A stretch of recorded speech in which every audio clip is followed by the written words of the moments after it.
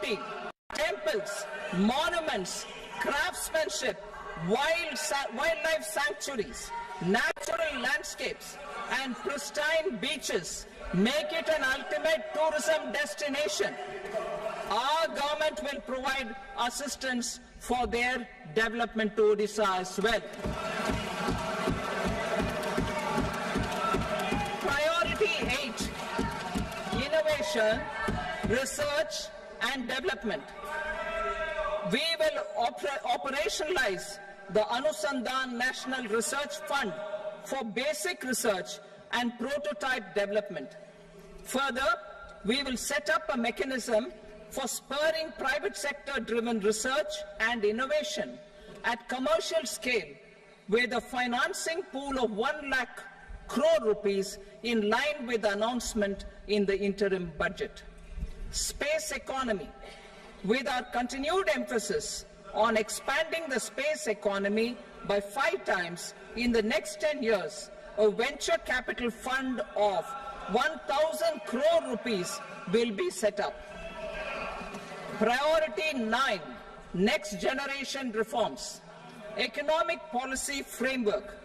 We will formulate an economic policy framework to delineate the overarching approach to economic development and set the scope of the next generation of reforms for facilitating employment opportunities and sustaining high growth.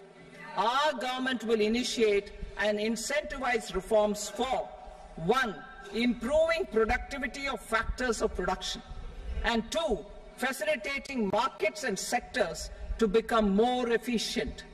These reforms will cover all factors of production, namely land, labor, capital, and entrepreneurship, and technology as an enabler of improving total factor productivity and bridging inequality. Effective implementation of several of these reforms requires collaboration between the centre and the states, and building consensus as development of the country lies in development of the states. For promoting competitive federalism and incentivizing states for faster implementation of reforms, I propose to earmark a significant part of the 50-year interest-free loan. Working with the states, we will initiate the following reforms.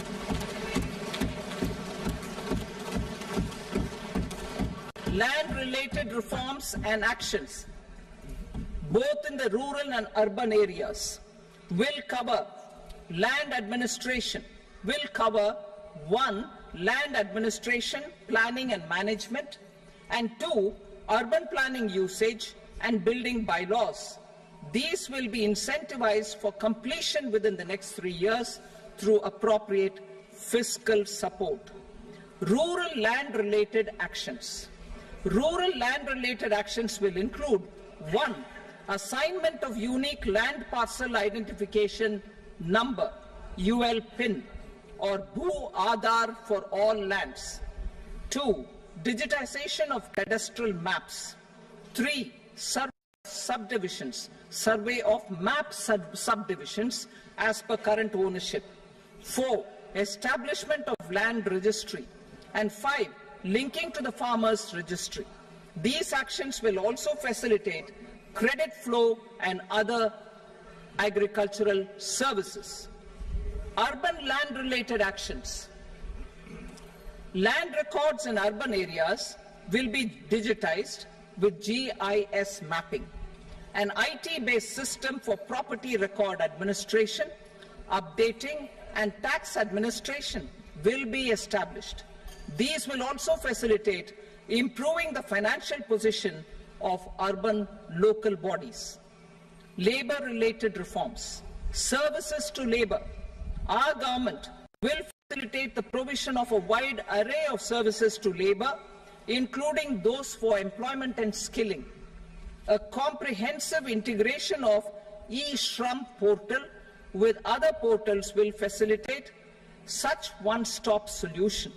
Open architecture databases for the rapidly changing labor market, skill requirements, and available job roles, and a mechanism to connect job aspirants with potential employers and skill providers will be covered in these services. Shram Suvidha and Samadhan Portal. Shram Suvidha and Samadhan Portal will be revamped to enhance ease of compliance for industry and trade. Capital and entrepreneurship related reforms, financial sector vision and strategy. For meeting financing needs of the economy, our government will bring out a financial sector vision and strategy document to prepare the sector in terms of size, capacity, and skills.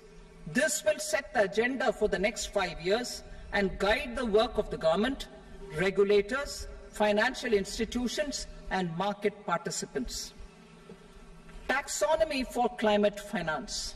We will develop taxonomy for climate finance for enhancing the availability of capital for climate adaptation and mitigation.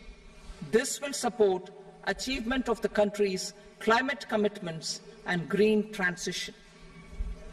Variable capital company structure. We will seek the required legislative approval for providing an efficient and flexible mode for financing leasing of aircrafts and ships and pooled funds of private equity through a variable company structure. Foreign direct investment and overseas investment. The rules and regulations for foreign direct investment and overseas investments will be simplified to 1. Facilitate foreign direct investments, 2. Nudge prioritization, and 3. Promote opportunities for using Indian rupee as a currency for overseas investment. NPS Vatsalya. NPS Vatsalya, a plan for contribution by parents and guardians for minors, will be started. On attaining the age of majority, the plan can be converted seamlessly into a normal NPS account. Use of technology. We have successfully used technology for improving productivity and bridging inequality in our economy during the past 10 years. Public investment in digital infrastructure and innovations by the private sector have helped in improving access of all citizens, particularly the common people, to market resources, education, health and services. We will step up adoption of technology towards digitalization of the economy. Ease of doing business. For enhancing ease of doing business, we are already working on the Jan Vishwas Bill 2.0. Further, states will be incentivized for implementation of the business reforms, action plans, and digitalization. Data and statistics. For improving data governance, collection, processing and management of data and statistics, different sectoral databases, including those established under the Digital India Mission, will be utilized with active use of technology tools.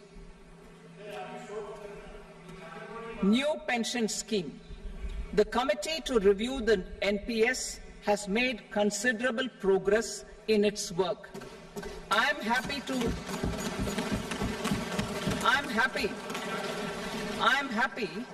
that the staff side of the National Council of the Joint Consultative Machinery for Central Government Employees has taken a constructive approach. A solution will be evolved which addresses the relevant issues while maintaining fiscal prudence to protect the common citizens.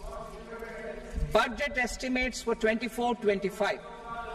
For the year 24-25, total receipts other than borrowings and the total expenditure are estimated at 32.07 lakh crore rupees and 48.21 lakh crore rupees respectively. The net tax receipts are estimated at 25.83 lakh crore rupees. The fiscal deficit is estimated at 4.9% of the GDP. The gross and the net market borrowings through dated securities during 24-25 are estimated at 14.01 lakh crore rupees and 11.63 lakh crore rupees respectively. Both will be less than that in 23-24. The fiscal consolidation path announced by me in 2021 has served our economy very well, and we aim to reach the deficit below 4.5% next year. The government is committed to staying the course. From 2026-27 onwards, our endeavour will be to keep the fiscal deficit each year such that the central government's debt will be on a declining path as percentage of GDP. I will now move to Part B.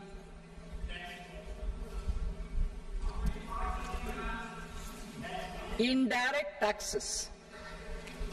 Sir, I start with GST.